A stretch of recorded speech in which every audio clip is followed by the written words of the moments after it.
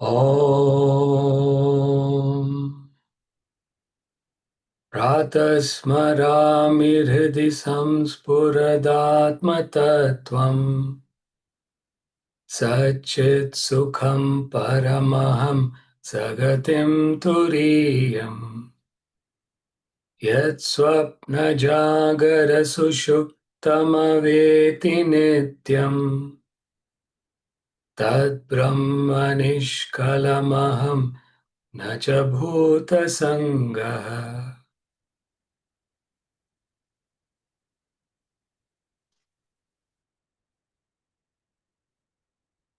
Atmabodha, let's chant verses 6 to 10.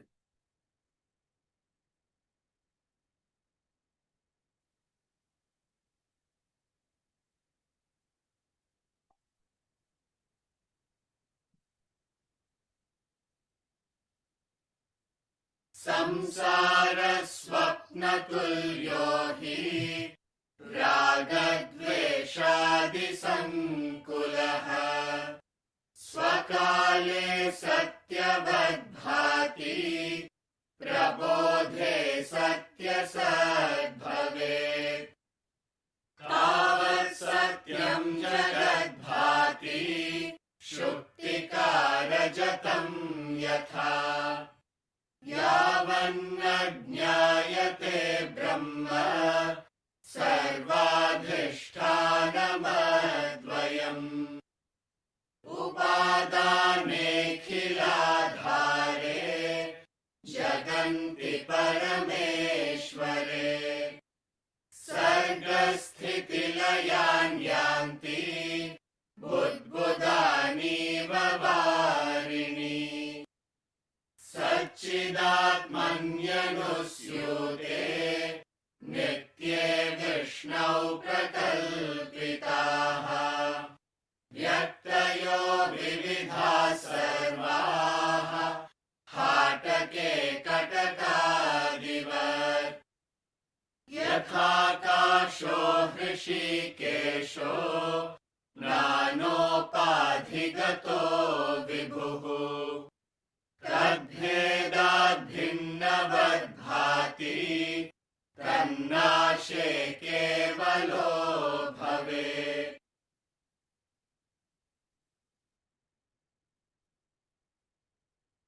Finite efforts can only give you finite result. Anything finite can give you something that is finite.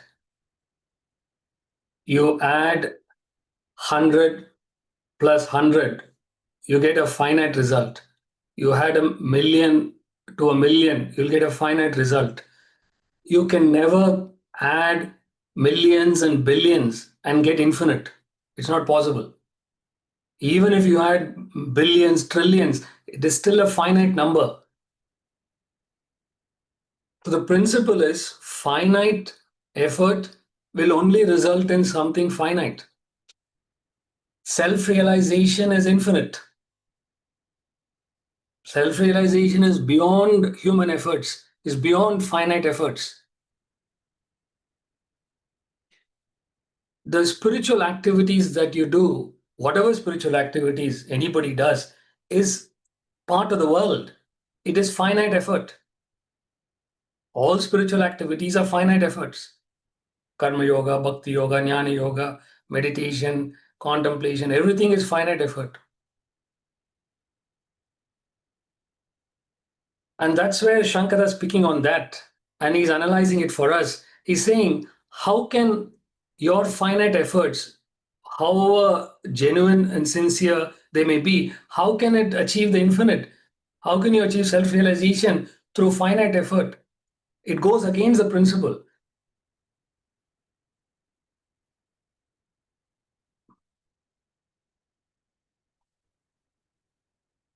Then why perform spiritual activities? What is the purpose? The purpose of spiritual activities is to get to self-realization. The methodology is different. That's all. It's not that you should stop it, but the methodology is that finite efforts will remove finite ignorance. Ignorance of the self, ignorance of the Atman is finite because ignorance is part of the world. So ignorance is finite. Through your karma yoga, bhakti yoga, jnana yoga, by applying effort at the physical, emotional, intellectual levels, you will reduce the ignorance. You will remove that ignorance. You will eradicate that ignorance. That makes sense. Finite efforts can achieve finite result. Spiritual efforts will remove ignorance.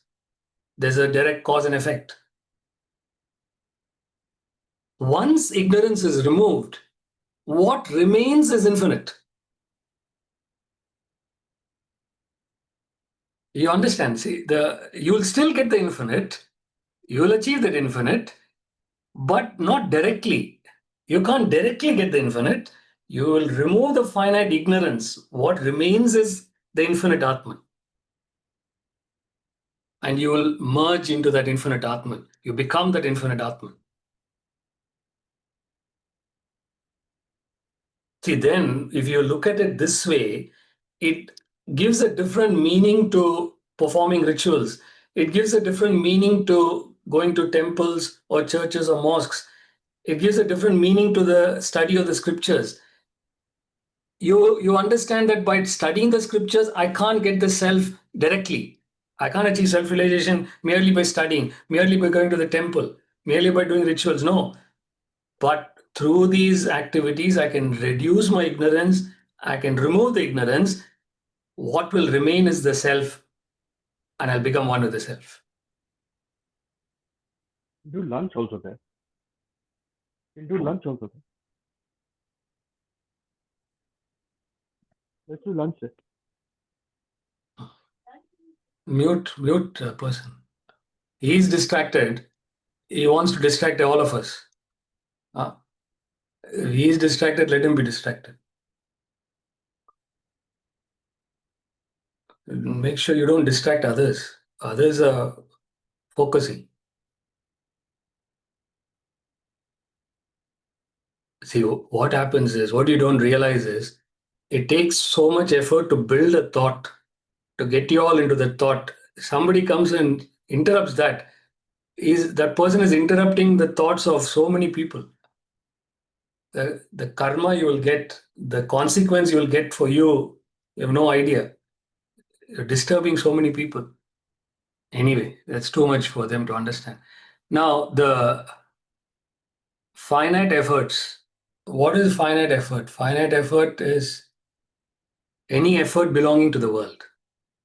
And you can only make an effort in the world. You can only make an effort with your body, mind, intellect. Your body is finite, your mind is finite, your intellect is finite. So you're in the realm of finite. Your whole life is based on finite. So finite efforts will help you to remove finite ignorance. What remains is the infinite self.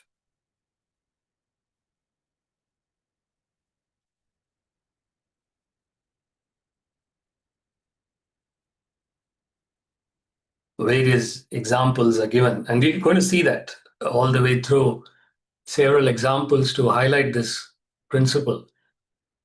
The examples are very useful to understand the principle, but once you understand the principle, you don't need examples. You know it. When you know it, you know it. But until you know it, you need all the help. You need all the aids to make us understand. Like the sun shines by itself. In the fourth verse, that was the example given. Like the sun shines by itself. It is self-effulgent. The sun does not require any other source of light to illuminate. The sun will illumine itself. Similarly, when you realize the self, when you realize the Atman, How will you know? You know it. When you realize the Atman, you'll know it. You don't need anybody else to tell you. You don't need anything else to verify it. The Atman knows itself.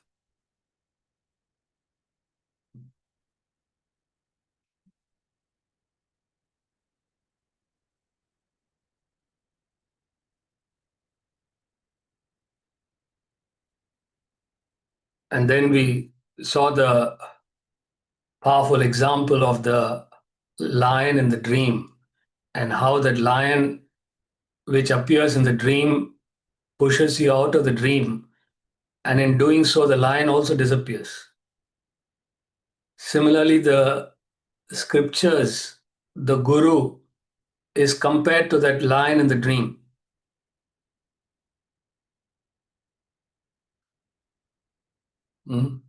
That's why probably many gurus have a lot of hair, big mane, maybe because of that.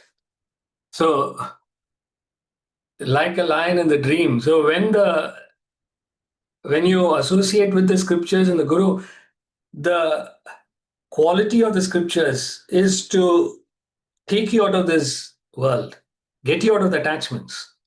And in doing so, you are relieved from the scriptures also, because the scriptures are part of the world. You go out of it, you wake up from this.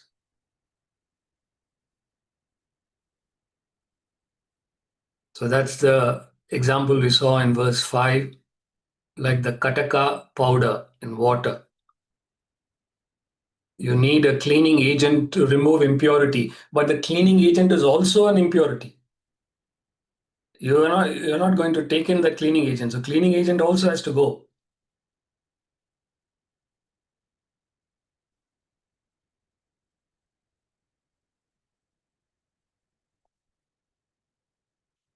And now we move on to the 6th verse.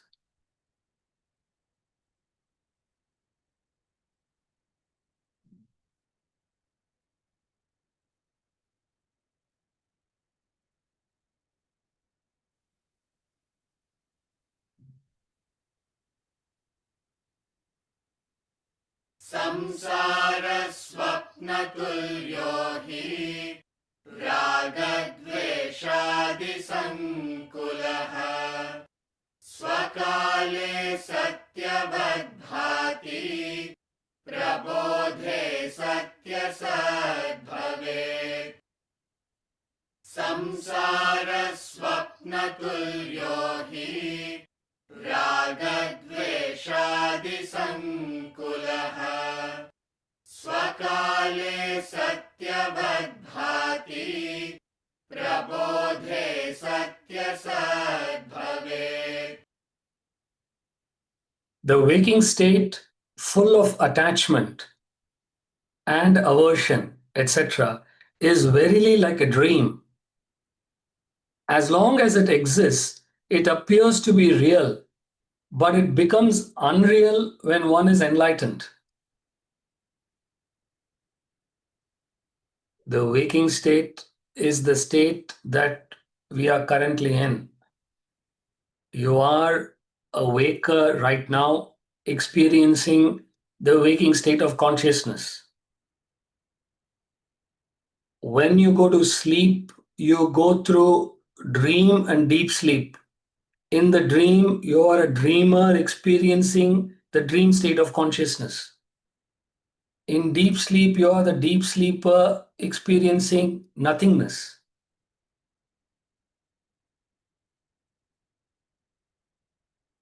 Who are you? Are you the waker? Are you the dreamer? Are you the deep sleeper? Right now, you say, I am the waker, and you swear by this waking state. But the moment you go to the dream, you have forgotten this waking state completely. You become the dreamer, and you have a separate dream world. And then when you go to deep sleep, you reject both the dream and the waking states, and you say it's nothingness in deep sleep. You yourself say it. Nobody else says it. Now, this is one of the finest examples given in the scriptures. The original example comes from the Upanishads. And why it is one of the finest examples is the best way to educate others is to go from known to unknown. The Atman, the self, is unknown. If you directly try to communicate the self, it is unknown. Nobody understands. But when you compare it to something that you know, then it becomes easier to understand. You know your dream state. You're going through dream day in and day out. You're going through deep sleep day in and day out. It's not a theory, it's a practice. You're going through that, you're living that. So that's why it's a very powerful example, because you've experienced it. Now, what is the main factor you've got to remember is it is not the memory of the dream that we are interested in. In other words, if I ask you, what was your dream last night? Do you remember? You won't remember. Everything is forgotten. As soon as you wake up, you forget the dream. That is the nature of the dream, is such that you forget it immediately. So you don't have to worry about remembering the dream. That's not what this example is saying. Now, what it is saying is this. Number one, when you go through the dream is real for the dreamer. For the dreamer, the dream experience is real. If you are in poverty in the dream, you feel that hunger in the dream. If your family is suffering in the dream, you feel the suffering of the family in the dream. That's why sometimes when it gets too much, it becomes a nightmare. You wake up, you come out of the dream suddenly in the middle of the night because it is too real.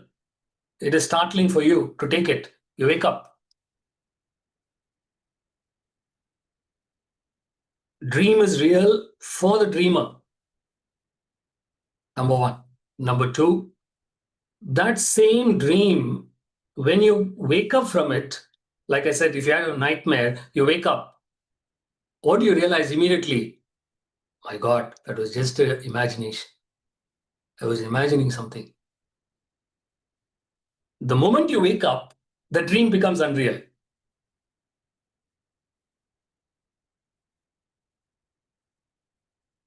You laugh it off. You say, what stupid. Why was I so caught up in that? It's just a illusion. It's just an imagination.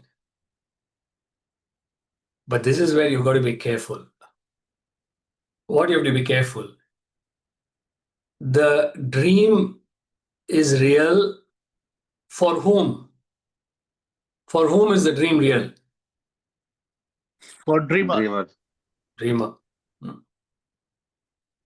Then when you come out of the dream, you say the dream is unreal, is an imagination. For whom is the dream an imagination? Baker. Very good. The wake up. You understand? See, that's the difference. So is the dream real or is it unreal? Suppose a person asks a question, is the dream real or unreal? You should not say it's unreal. You should say, for whom? For whom are you asking? If you're asking for the dreamer, yes, the dream is very real. But if you're asking from the standpoint of the waker, it's not real.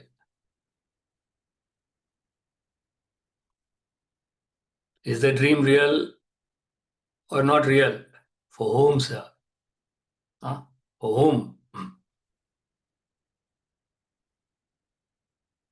Exactly in the same way, Shankara is comparing. In fact, like I said, this is originally from the Upanishads, this example. And what are the Upanishads saying? The Upanishads are saying that this waking experience that we are going through is like a dream. Swapna tulya. Tulya means like a swapna. Swapna means a dream. It's an example.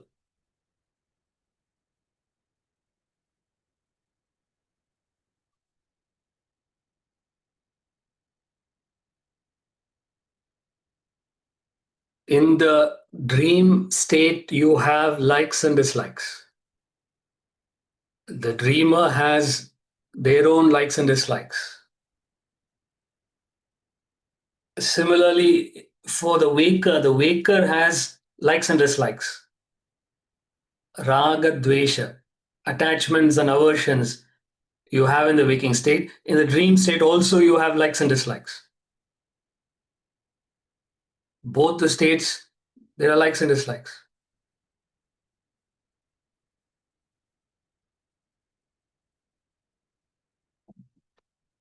Similarly, this waking state is real for the waker. When you're going through this waking state as a waker, this waking state is very real. Even when you go to the dream, for example, what happens to this waking state? You reject this waking state when you're in the dream. I'll give you an example.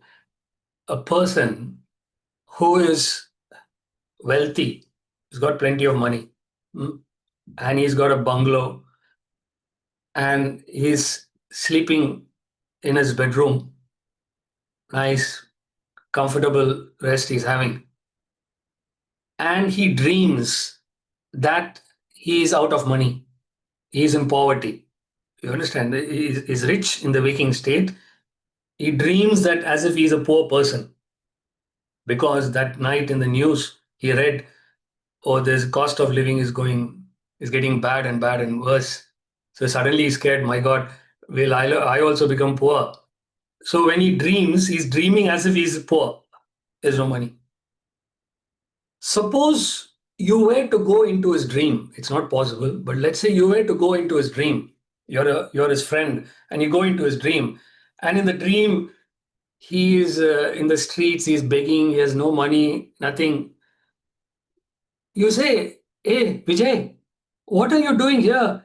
Hey, I have no money, I'm begging. What are you talking? You have no money. You got so much money. You got a big bungalow. You're sleeping happily there. He says, what are you talking? I have no money, man. You understand? So the dreamer is in poverty. He can't understand that he's actually a waker who's rich. The dreamer cannot understand who the waker is. In other words, you can't use the waking money in the dream. You can't use the dream money in the waking state. Huh? The dream, you hit the jackpot. You win the lottery. You can't bring it into the waking state. Beautiful girl you meet in the dream. Ah, lovely person. You like her, she also likes you. You wake up, nothing. You can't bring that girl into the waking state. See, there are two different states. You can't cross the waking into the dream. You can't cross the dream into the waking state. The waking state is not real for the dreamer. For the dreamer, the waking state doesn't exist.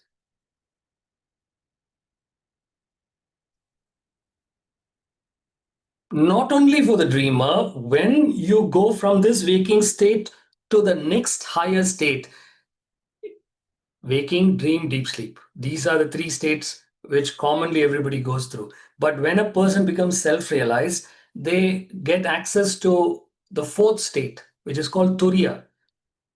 Fourth state is higher than this waking state. When a person goes to the fourth state of consciousness, that person understands that this waking state is unreal. That's what the scriptures are proclaiming. So what the scriptures are proclaiming is, oh, this world is an illusion. This world is unreal. But then you have to be careful. Exactly the mistake that you make with the dream, you make with the waking state as well. I'm repeating. Dream is real for the dreamer.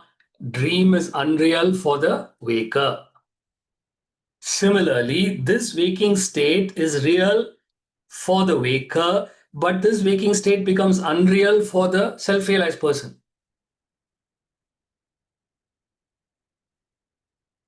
Again, if I were to ask you that question, is the waking state real or not real?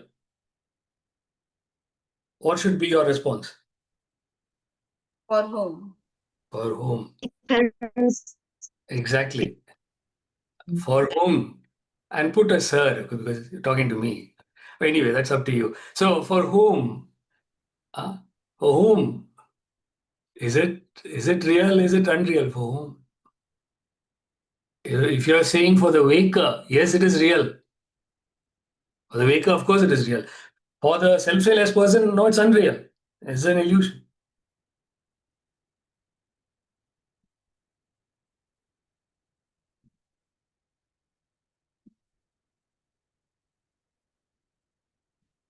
In other words, the comparison between the dream and the waking states are that both the states here are real as long as you're going through them. But when you move out of those states, it becomes unreal. Dream state is real as long as you're going through it. When you wake up from it, it's unreal. Similarly, this waking state is real as long as you go through it. When you come out of this state, it becomes unreal.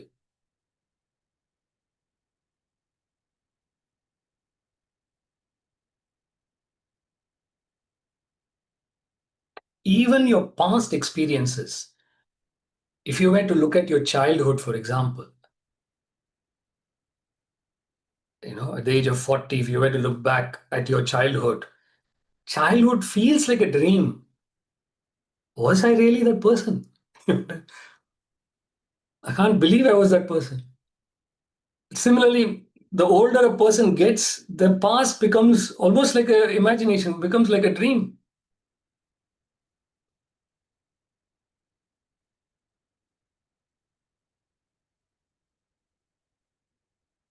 But while you're going through it, it is so real. The sorrows that we go through is so real when you go through it. But when you come out of the sorrow, you laugh at it. You say, what is a stupid thing I got caught up in? But it's so difficult for the person who's going through that to imagine that one day they'll be free from it. It's very difficult for them to imagine it.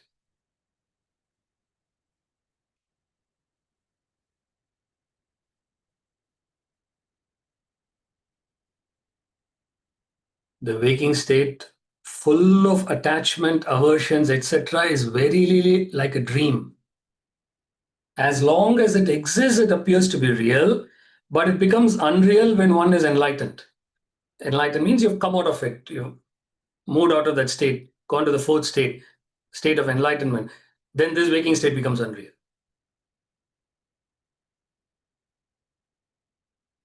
I'll take the questions after this verse. I know a couple of you have questions. I'll take that afterwards. I want to complete this thought flow and then get into questions. The word that he uses here is samsara.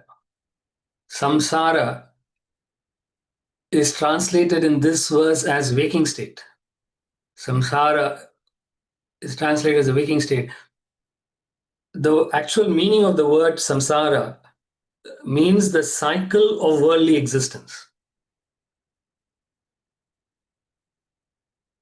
Samsara is the cycle of worldly existence. In other words, you go through birth and then death and then birth and then death. That whole cycle is referred to as the samsaric cycle. In a more simpler way, samsara means the changing world, that which changes. Constantly you're changing. That change is referred to as samsara.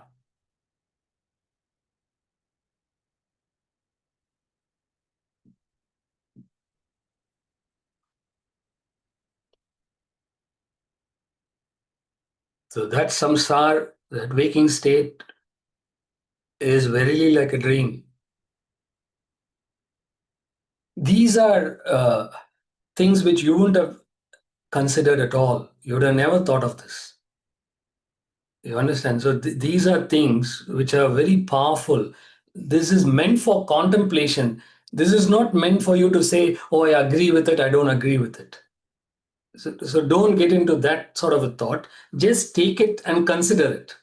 All that they want to do is they want you to make you think. Just consider it. My God, what are they saying? You mean to say this whole existence of mine, I went through GCSE, I went through A levels, I went to the university, I got a job, I found a partner, I got married, I have kids. All that is unreal? How is this possible? You understand? So Don't reject it. Don't accept it.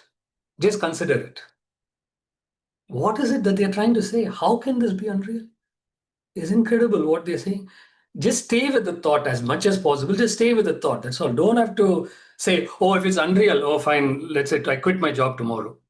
Huh? I resign.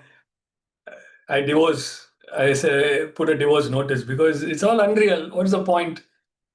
And children, bye bye. You all go to orphanage. You're all unreal. No, it's not an easy way out to get out of your duties and say, it's all unreal. Now get lost. No, that's not the implication of it. In this world, as long as you're here, you treat it as real. You've got to do your duties and obligations.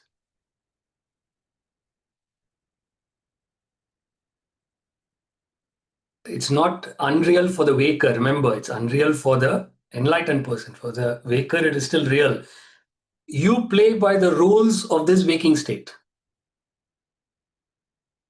You are in this waking state. There are rules in this state. You've got to play according to that. I'll give you another example. See, we also have our own examples apart from Atmabodha examples. Okay, so another example is imagine you are dreaming and then you wake up from the dream. You come out of the dream. Now you go back into the dream, but this time you're going back into the dream as a waker. All this is just an imagination, just to give an example. It's not possible. You just imagine you're woken up from the dream and you're going back into the dream.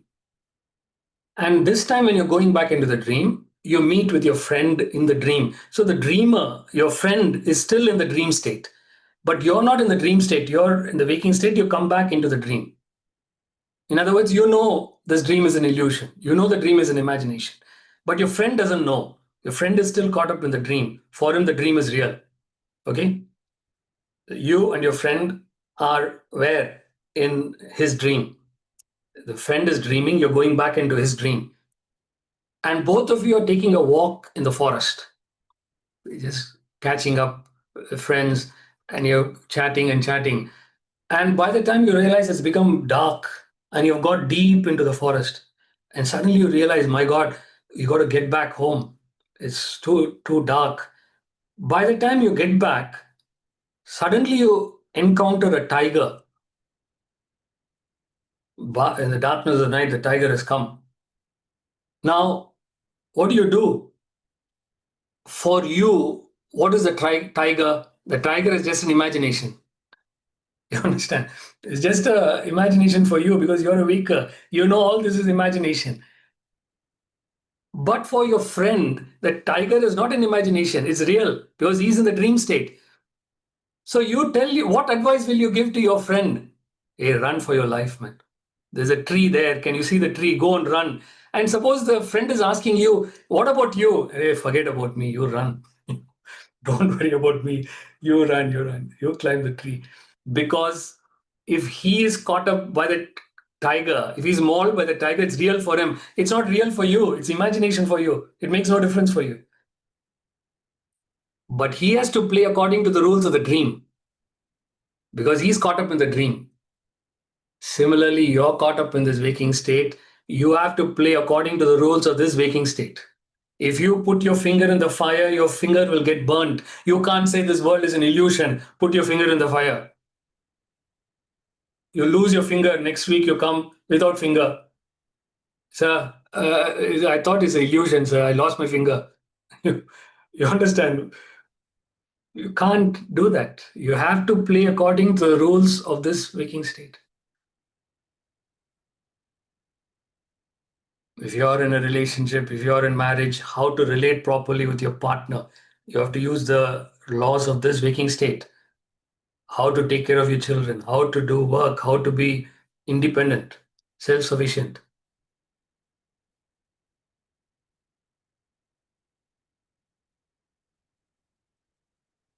And through knowledge, through your efforts, When you wake up from this state and you go to the state of enlightenment, then you will understand that this state is an illusion. But until then, you play according to the rules of the waking state.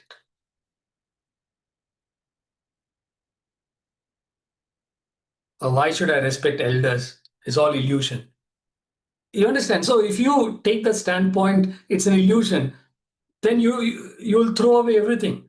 You throw away all rules, all guidelines you'll throw away.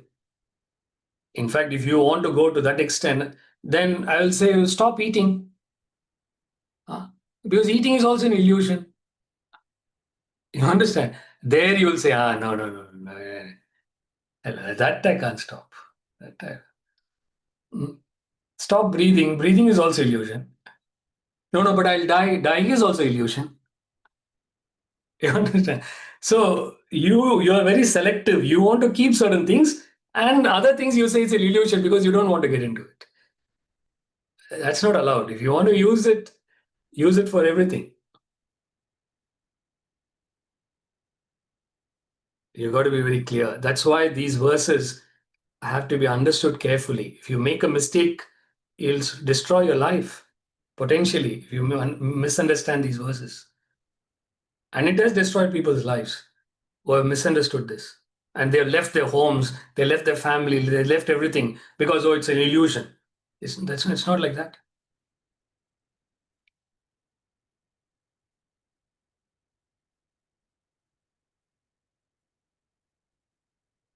Okay. I'll take the question now. Was it Nitya who had the question? Hi, thank you. My question was about, first of all, I really like the analogy and it really makes you think, and it's easy enough to understand like what it's saying. But I guess my question's about like, how do you not get caught up in this dream, or like, I guess in this state? Because the reason why like we suffer, or like the reason why we go through whatever we go through, is because we get caught up in this state. So how do you, like, I guess now that we all have the understanding of, okay, like to an extent, this is an illusion, but obviously for us it's real. So I guess my question is around like, how do you not get caught up in this dream? Because as long as you're caught up with whatever's happening in the waking state and you play by these rules and all of that, like how do you ever get beyond that, and how do you kind of, I guess, I don't know if that makes sense. Yes. I'm struggling to articulate what I'm trying to ask. No, you're right. Whatever you asked is correct. The only way you can get out of this illusion is by taking guidance from the scriptures. That's the only way. There's no other way. Now, why it is so is because these scriptures, these great masters have come out of this illusion. And now they are giving us a path to get out of this illusion. That's all the scriptures are. Scriptures are a path to get out of this illusion. If you follow these scriptures implicitly, you will get out of it. You'll come out of it. The difficulty is that in terms of the dream, you wake up from the dream, there is no effort required. It's automatic. When you come out of the dream into the waking state, you're not making any effort. Automatically, you come out of it. But to come out of this waking state to the fourth state requires effort. It's not automatic. In other words, lifetimes after lifetimes, janmas after janmas you can go through. Still, you may not wake up from this waking state because it requires concerted effort. And what is that effort is specifically given in the scriptures, which is what we are studying in all these books. The effort is you've got to reduce your desires. You have to reduce your vasanas, perform the 3 yogas. All that is there. I'm not going to that in detail. So that's the spiritual path. The spiritual path is given for you to get out of the samsara. You've got to implicitly follow it. First of all, you have to understand it, appreciate it, and then follow it. That whole process takes time. More than time, it requires effort. Effort requires commitment. You have to be committed to it. It's not automatic like the dream. Yeah. No, that makes sense. Thank you. This waking state is like the dream state, but this waking state appears more real than the dream. It is exactly like the difference between a silent black and white film. In the 40s and the 50s, they had silent films. There's no dialogue. Whatever words used to come as subtitles, in the things. There's no spoken words, silent film, and it was black and white. When you look at it now, you almost feels funny to look at those films, silent black and white films. But it is a film. Whereas when you see a three-dimensional film with Dolby surround sound system, all that, it feels more real. You sit in a cinema with a 3D film and the plane comes, you almost feel, it's coming at you. It feels almost real. But it's a movie, it's a projection. Similarly, the dream state is like a silent black and white film. The waking state is like a color three-dimensional film. Both are films ultimately, both are movies ultimately. But this feels a bit more real. That's why you get more attached to this. You get more caught up in the waking state. And it requires much more effort to get out of it. Okay. Abhi? Hari Om, Bhaskarji. Hari Om. Firstly, I'd like to apologize to everyone if there was any distractions or disturbances caused. Sorry, really apologies for that. It was by mistake. Sorry. I had a very, it was a very profound thing that you just mentioned between the three states you did mention. So from what I understand is that we get into what is real to us is in the level of awareness that we are in. For example, if we are sleeping, we are in a way aware after we wake up that we were sleeping or we were in deep sleep. So we, in that level of awareness, it is real for us at that level. And then when we are dreaming, we are aware of that level, and it is very real. But then it becomes unreal, or rather an illusion, when we wake up, and we kind of dismiss it. And you did mention that even the waking world is like a dream, where the waking world is real in this level of awareness, but in another realm where we wake up, or we wake up from this waking dream and become enlightened, this level of awareness also becomes an illusion. Does that mean that, so is there an end to that, or is there an is this yearning towards that awareness, is that what that we are trying to get to, or is that enlightenment? That's what I'm confused. Yeah. Yes. So what they are explaining is that the enlightenment, when you go to the fourth state, you can ask rightfully, is there a fifth state? Is there a sixth state? So there's no such thing like that. When they talk about the fourth state, it's not literally fourth state. What it means by fourth state is something apart from the three states, something beyond the three states. So when a person goes to that fourth state, these three states disappear. You understand the dream, sleep, dream, and the waking state, all three are illusions when you go to the fourth state. And there's nothing beyond that. So those who achieve that, they declare, from all religions, from different periods of time, from all parts of the world, they've all declared the same thing, that is the finality. There's nothing beyond that. That's the fourth state, the state of enlightenment, the state of self-realization. That's a finality.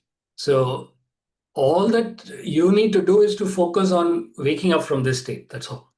Once you wake up from this, then that's the finality. And but that cannot be communicated. That is a subjective realization. Right. The knowledge doesn't communicate that.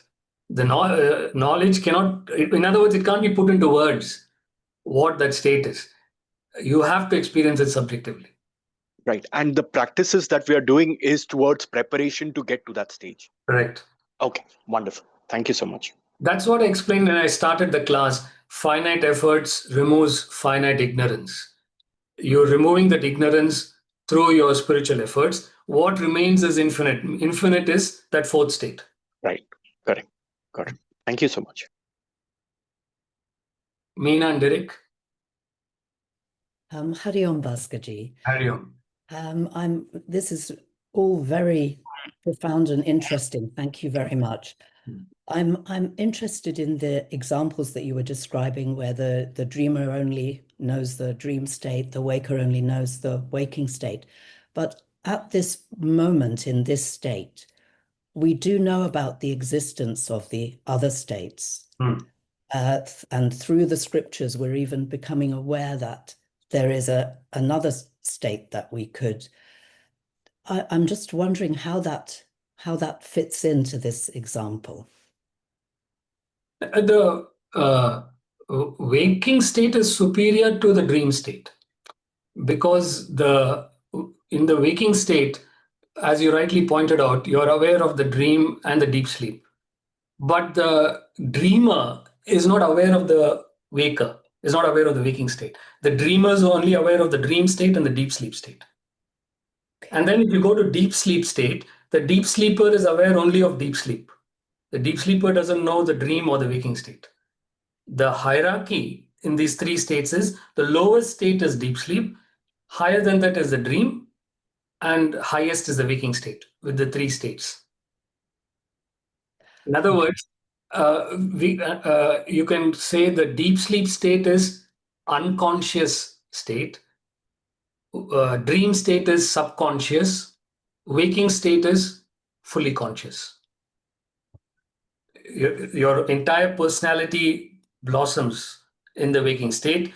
In the dream state, it's a partial expression of your personality. In the deep sleep state, your personality is completely in storage form. So it's unconscious, subconscious, conscious, the three states. Okay. So the waking state is definitely superior to the dream in that sense. It is superior to the deep sleep. But in this example, what Shankara is comparing is the reality of the experiences. So as far as the reality of the experience is concerned, it's the same. When you're going through the dream is as real for the dreamer as this waking state is real for the waker. In that sense, it is the same. He's not talking about other associated factors. There's a very specific comparison being made. Okay. Thank you. There's so many similarities between the waking and the dream states. There's so many differences between the waking and the dream states. But the main aspect that you've got to remember is the reality of that experience, how real you feel about it. The dreamer feels that state to be so real. Similarly, waker feels that state to be so real.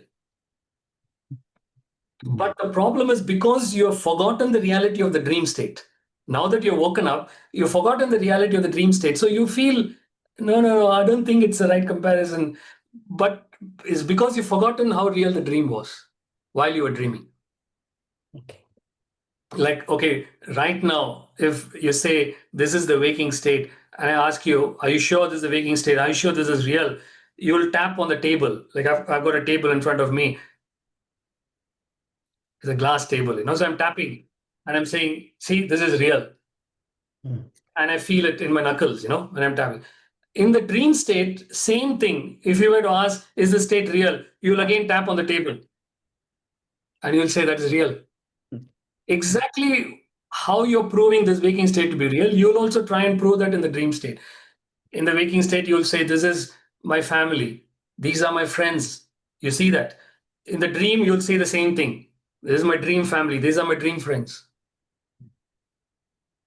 So same factors you're proving here, you'll prove there as well. In that sense, the reality is the same in both the states.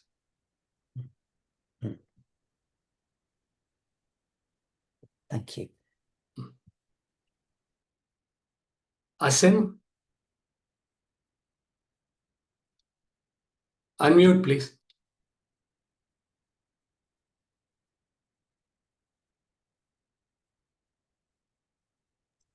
Namaste. Sorry, No, I raised my hand when my question was there, but with your answer, listening to your further comments to other people's comments, my answer is already there. okay.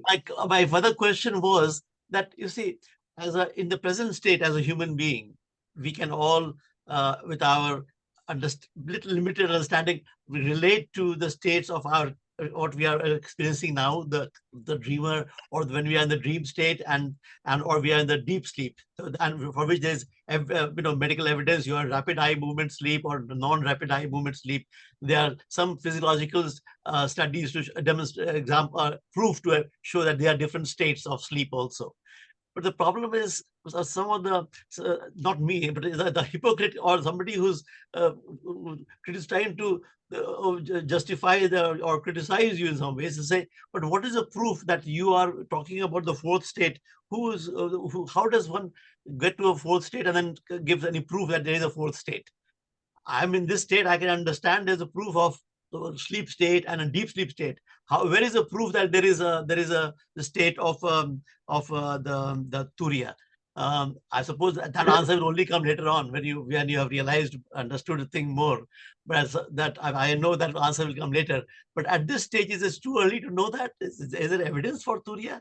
See, the evidence is your own conscience, is your own subtle intellect. That's the best evidence. Something within you tells you at some stage in life that there is something beyond this world, that there is something beyond this acquisition and enjoyment. Something within you tells you that without anybody else prompting you. It can come at the age of 16 or it may come at the age of 60. But at some stage in life, everybody feels that. That thought which prompts that possibility of something beyond this existence, that is the proof within you. And all that the scriptures are saying is follow that. Follow your conscience. Follow that subtle intellect. And use this knowledge. And then you will find the way to get to that. But of course, that requires commitment. It's not just an easy way to do that. But the proof is that it's there. It's your own subtle intellect tells you that. By your own experience. Mm. Yes. Thank you. Praveen bhai. Hari Om Guruji. Hari Om, sir. Let's take an example of a fully self-realized person. Now he looks at the samsara, the world, as an illusion. But if he puts his finger in the fire, he will get burnt. Would he not? He'll get burnt. The finger will get burned, but it won't make any difference to him. He loses his finger, it won't make any difference. He loses his hand, it won't make any difference. You kill him, it won't make any difference. Because it's an illusion. I see. But he will take care of his body. He will maintain whatever needs to be maintained. He plays according to the rules of the waking state. Internally, he understands it's all illusion. It makes no difference. That is the difference between a self-realized person and ignorant person is that. Ignorant person gets affected by every single change. Right. So he would not be affected by anything. He will be like a lip, like a lotus flower. Even beyond a lotus flower, it makes no difference. That's why I give the example of a dream when you're confronting a tiger. The tiger comes and jumps at you. For you, the tiger is unreal. The tiger mauling you is unreal. It's imagination. It won't make any difference. But for a person in the dream, it is real. Yeah, right. Okay, thank you very much. It's almost inconceivable. It's inconceivable that how can a person not get affected, because we are looking at from the lens of reality. That's why it feels inconceivable. How is it possible? It feels like some story, You're right. Bit difficult, but it's right. It looks contemplation, deep contemplation. Example which Swami Ramatirtha gives of a Sufi saint, and he was in the forest. He said he witnessed it. He was in the forest and he was meditating, and a lion pounced at him. and he was unflinching. He just sat there. The lion pounced, the lion mauled at him, ate at him. He was reveling in God consciousness. It made no difference. It's like you eating yourself. What is the lion? The lion is yourself. You understand? Yourself is attacking yourself. What difference does it make? See, it's beyond a conception what that is. But it's fascinating when you read those kind of examples and those experiences. Thank you. Food for deep thoughts. Food for yes. Yes, Utsha.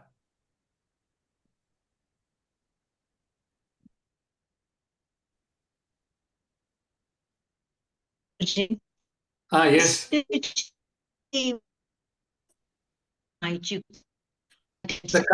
connection is not so good, Utsha. I'm not able to hear clearly.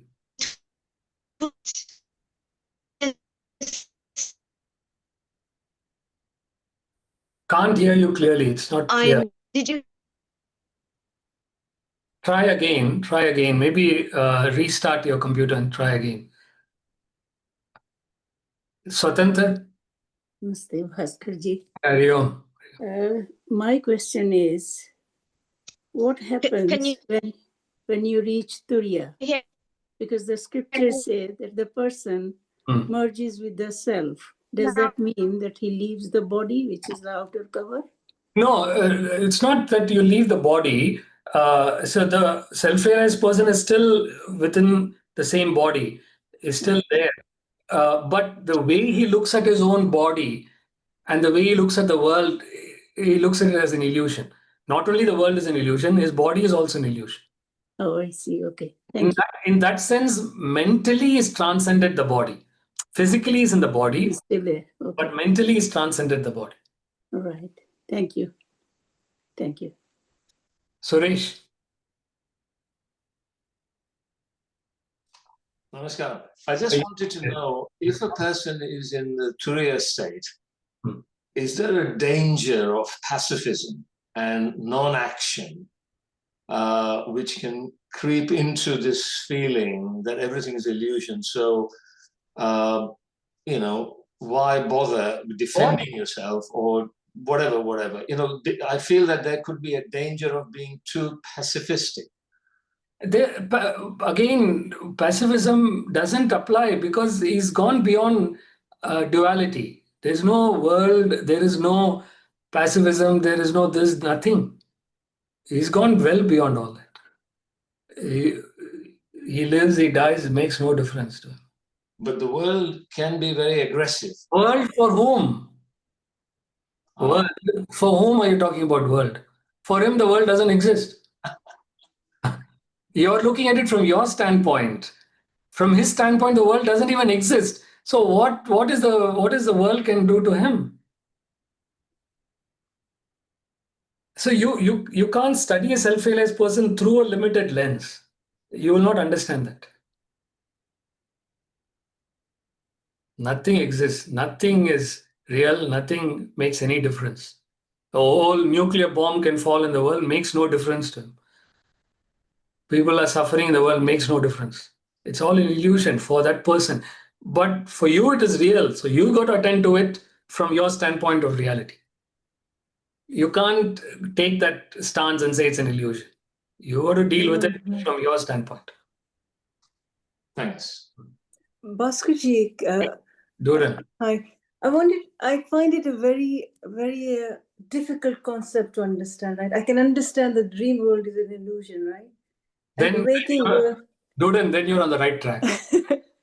My question is, right, it's going to take a lot of your life. You're going to die, you're going to be born again. Because in this lifetime, you can't reach that Turiya, right? It's going to take Why not? Because you make an effort, you can do it. It's not a question of time, it's a question of effort. It's a question of application. You apply yourself, you can get it. Nowhere in the scriptures they give you a timeline that it is going to take you so many lifetimes. Right. Let's say, for example, even if you say it's going to take you many lifetimes, the way you have to look at it is, I've already gone through those lifetimes. This is my last lifetime. You understand? You can look at it positively. Because nobody knows when you started. Nobody knows which lifetime is this. It's a matter of concerted effort. If you make a concerted effort, you get it. Right. So, okay. That makes sense, because I thought that I was going to ask you that what happens when I die? Do I start like this? The last 2 years it has been my path, my journey. No, you will continue from where you left. Right. You start fresh again. Okay. You carry forward the knowledge which you've gained in this lifetime. You carry it to the next life. Right. And so there's no time scale that at this point of life you reach. Correct. There's no time scale. No time scale. And I don't have to live 100 years to reach that. Okay. You can reach it any time. It's a matter of understanding and application. That's all it is. Thank you. In other words, you get it, you get it. But it is, Bhaskarji, but it is a very, very difficult concept to grasp, isn't it? It is. You have to think about it and see that what you're reading. The difficulty, Doran, is it's like pulling the carpet out of your feet. You're yourself pulling it out of your feet. It's like that. That's right. You're pulling the carpet out of your own feet. So it's not easy. Yeah. Thank you. Thank you for your comments. Thanks. And it's really wonderful to listen to you. Nitya. Sorry, I had another very quick question. I was reflecting on what you said about, in terms of how do you not get caught up in this state and whatever's happening here. So I guess I was wondering, do you have any, tips or advice about when you catch yourself getting caught up and engaged in this world and whatever goes on here, I'm stressed about my job, or I'm stressed about my living situation, or whatever many reasons that people get upset and stressed, etc. I guess, how do you apply this to your kind of day-to-day life, and now with the knowledge that all of us have learned today about how this could be an illusion? It should be a reminder that you have to strengthen your intellect. Whenever you're getting affected, whenever you're getting stressed, it's a reminder that your intellect is weak and I have to strengthen the intellect. That's all it is. Once your intellect is strong, then nothing will affect you. And you get that by studying the scriptures, right? Through study early hours of the morning. Early hours of the morning, you study the scriptures, follow the explanations given. Over a period of time, it will strengthen the intellect. Cool. Okay, thank you. Okay. Narendraji. Hariom, Bhaskarji. Hariom. When somebody reaches a state of Turiya, and after that, he still has to wait for his body to release, to die. Correct. But it makes no difference to that person, because as far as the person is concerned, they've already gone beyond the body. So whether the body lives or dies, it makes no difference. The reason why the body is there because of prarabdha vasanas. Prarabdha vasanas are the vasanas you're born with. So until those vasanas are exhausted, you will not die. So that could be 10 years, it could be 30 years, 50 years after realization. You won't know. But again, for that person, it makes no difference. For you, it may make a difference how long that person lives. But for that person, they've already packed off when they have realized. So they still have to get rid of some of their vasanas.